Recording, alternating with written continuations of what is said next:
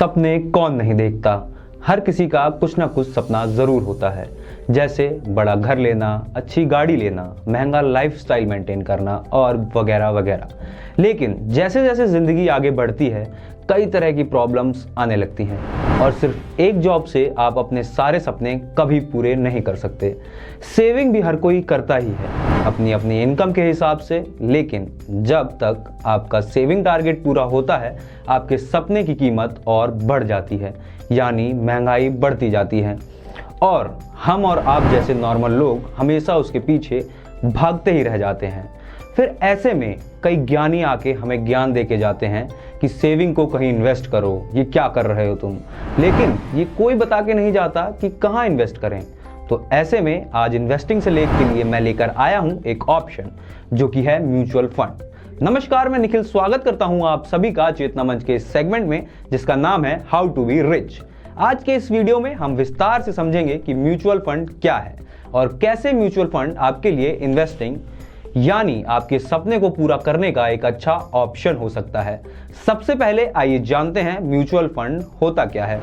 Mutual fund एक ऐसा fund होता है जिसमें कई इन्वेस्टर्स होते हैं, फिर वो चाहे मैं हूं, आप हों या फिर कोई और इसमें आपको रुपयों को इन्वेस्ट करने का काम जो करते हैं उन्हें कहते हैं फंड मैनेजर। और आपकी ये रकम कई जगह लगाई जा सकती है, जैसे शेयर मार्केट में, बॉन्ड में या फिर गोल्ड में या फिर और भी कई तरह की सिक्योरिटी में।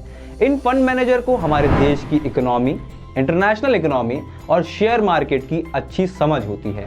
फंड मैनेजर का काम होता है कि पैसे को ऐसी जगह इन्वेस्ट किया जाए कि जहां रिस्क कम से कम हो और रिटर्न मिलने की उम्मीद यानी मुनाफा ज्यादा से ज्यादा। म्यूचुअल फंड दो तरह के होते हैं, एक ओपन एंड और दूसरा closed end. Open and mutual fund का सीधा मतलब है आप उसमें कभी भी पैसा इन्वेस्ट कर सकते हैं और कभी भी पैसा वापस निकाल सकते हैं।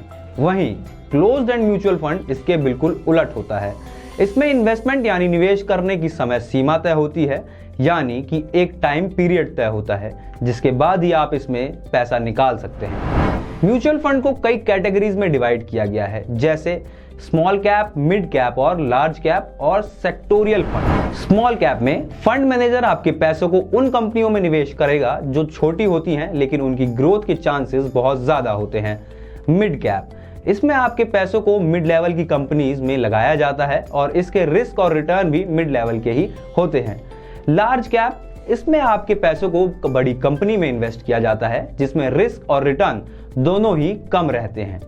सेक्टोरियल फंड, इसका मतलब है कि आपका पैसा सिर्फ एक सेक्टर की कंपनी में ही इन्वेस्ट किया जाएगा, यानी कि अगर आपने किसी एक आईटी सेक्टर की कंपनी में इन्वेस्ट किया तो बाकी का अमाउंट भी आप किसी और आईटी कंपनी में ही इन्वेस्ट करेंगे। अब सवाल ये खड़ा होता है कि म्यूचुअल फंड को सबसे सेफ क्यों माना जाता है। म्यूचुअल फंड में एक रकम कहीं एक जगह इन्वेस्ट करने की बजाय कई जगह इन्वेस्ट की जाती है। इससे ये फायदा होता है कि अगर एक कंपनी लॉस में चली जाती है तो बाकी कंपनियां पैसा डूबने से बचा लेती हैं, या फिर लॉस होता भी है तो वो भी बहुत मिनिमम। इस दौरान फंड मैनेजर आपके इन्वेस्टमेंट का पूरा ध्यान रखता है, जैसे कब कहां से पैसा निकालना है और उसे कहां दूसरी जगह इन्वेस्ट करना है। आपको बता दें, म्यूचुअल फंड एक लॉन्ग टर्म इन्वेस्टमेंट प्लान होता है।